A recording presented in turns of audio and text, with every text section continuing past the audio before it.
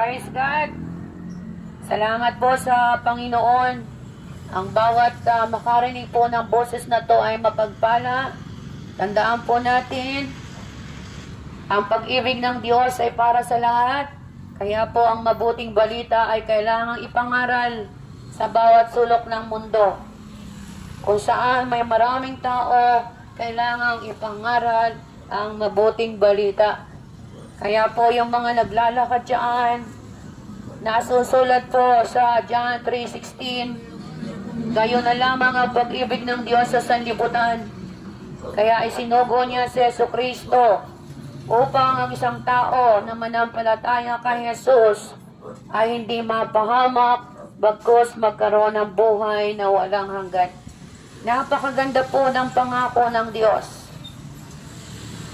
Ang Diyos po ang nangangako sa mga tao dahil ang Panginoong Jesucristo yung namatay sa cross.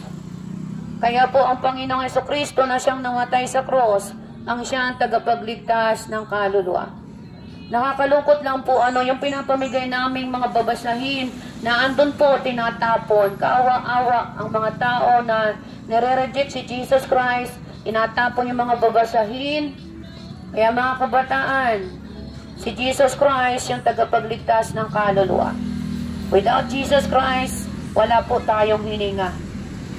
Kaya tandaan po natin, ito yung panahon na kailangan nating kilalanin si Jesus Christ.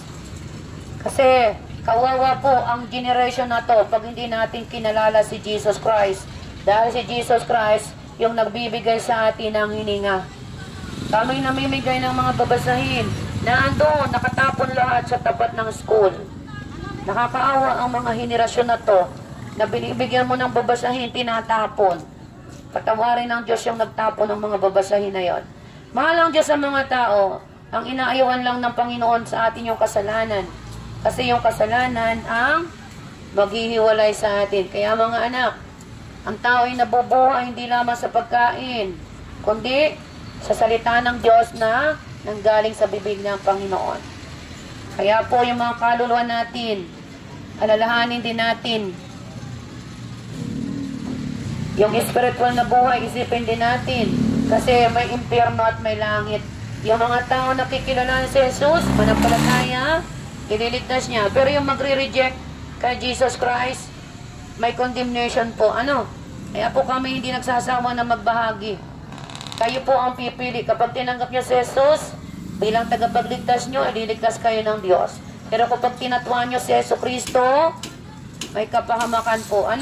Ang dala namin ay pag-ibig ng Diyos, mabuting balita. Kayo po ang magdidesisyon. Kayo po ang magdidesisyon kung sino ang inyong gagawing Diyos. Napakaliwanag ng salita ng Diyos. Walang makakapunta sa langit maliban tanggapin mo si Jesucristo bilang Diyos at tagapagligtas. Pagtingin ka pa dyan, Ate Tessie, baka itinapon yung mga babasahin na ipinamigay natin. Mapalad ang mga lumalapit sa Diyos. Patatawarin ng Panginoon. Subalit kaawa-awa ang mga tao na ire-reject si Jesus at hindi kikilalanin. Kaya po ito yung panahon. It's time to come back to Jesus Christ. It's time to repent from our wicked ways. Kailangan natin magsisi ng kasalanan kasi lahat naman tayo ay makasalanan. Kailangan mo si Jesus Christ. Kasi kung wala si Jesus, wala tayong magagawa. Dahil si Jesus yung nagbigay ng buhay sa atin. Si Jesus ang nagbigay ng hininga. Kaya po hindi kami nahihiya na ibahagi si Jesus. Ito yung araw. Ito yung pagkakataon na binibigyan tayo ng Panginoon na magsisi para hindi tayo mapasama sa kapahamakan. Ito yung araw. It's time to come back to Jesus Christ. It's time to repent from our wicked ways. Mahal ang Diyos sa mga tao. Ang inaayawan ng Diyos sa mga tao, kasalanan, dahil ang kasalanan ay si Satanas ang may dala. Tandaan natin, babalik ang Panginoon at sa kanyang pagbabalik, babalikan yung mga tao na kinilala si Jesus, nanampalataya at hindi inireject itong si Jesucristo Dahil si Jesucristo yung nagbigay ng buhay sa atin. Siya yung nagbigay ng hininga. Mapalad ang mga taong nakikinig ng salita. Mapalad ang mga tao na hindi nahihiya na si Jesucristo ay tagapagligtas. Pero kawa-awa yung mga taong nagre-reject. Kawa-awa yung nire-reject si Jesus Christ. Kawa-awa yung mga tao na nagtataklob ng tenga kapag nagbabahagi ng salita ng Diyos na galing sa Biblia. Maliban na tayo ay magsisi ng ating kasalanan, hindi po tayo makakasumpong ng kapatawaran. Kaya po, lahat ng mga tao kailangan magsisi ng kasalanan para makasumpong ng kapatawaran ng Diyos. Ang Panginoon ay babalik. Kaya po magsipaghanda. Yung kaluluwa mo mahalaga sa Diyos. Kailangan po natin si Jesus sa ating buhay. Hindi po natin maiiligtas ang ating mga kaluluwa. Maliban, kilalanin mo si Jesucristo sa iyong buhay. Yun po yung aming dala, ay mabuting balita. Kailangan maibahagi ang mabuting balita sa bawat sulok ng mundo. Kahit nasaan ka pa man lupalop, kailangan mo marinig na si Jesus Christ ay Diyos. Yun po yung katotohanan. Kayamanan, pera, lahat ng kayamanan sa mundo, hindi po tayo maiiligtas yan. Subalit once na tayo manampalataya kay Kristo, tayo po ay masasalba. Kaya po, tandaan po natin, now is the day of your salvation. Do not be hard in your heart. Come back to Jesus Christ.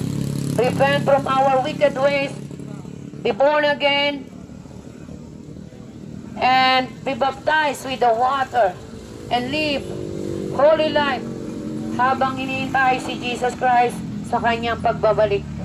Tandaan po natin, wala pong ibang Diyos na magliligtas. Wala pong iba. Kung sino yung namatay sa cross, yun po ang tunay na Diyos. At siya po ay nasa langit, nasa kanan ng Diyos Ama. At ang banal na Espiritu ang kasama natin sa panahon na to. At once na tinanggap natin si Jesus, maghahari sa atin ang banal na Espiritu sa ating mga puso. Kaya po, it's time to come back to Jesus Christ. Repent from our wicked ways. Be born again to see the kingdom of God. Maliban ng isang tayo panganak na muli, hindi ka po paghaharian ng Diyos.